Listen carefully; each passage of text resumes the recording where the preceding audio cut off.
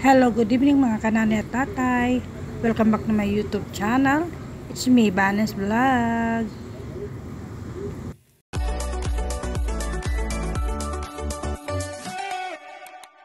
Ayan guys, nagisa na po tayo ng bawang at sibuyas at haluin natin ito ng bahagi hanggang sa ito'y maluto.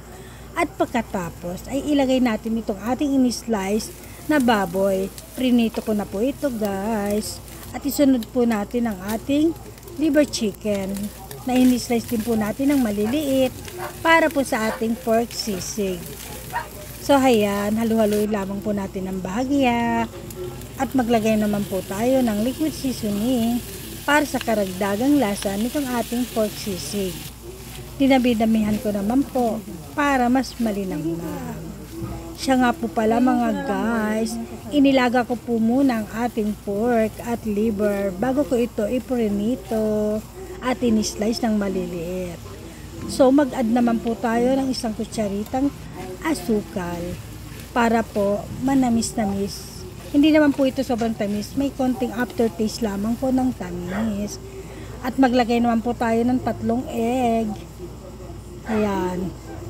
Hinaan po natin ang ating apoy dahil luto na rin po itong ating sisig para naman po hindi masunog ang masarap nating lutuin.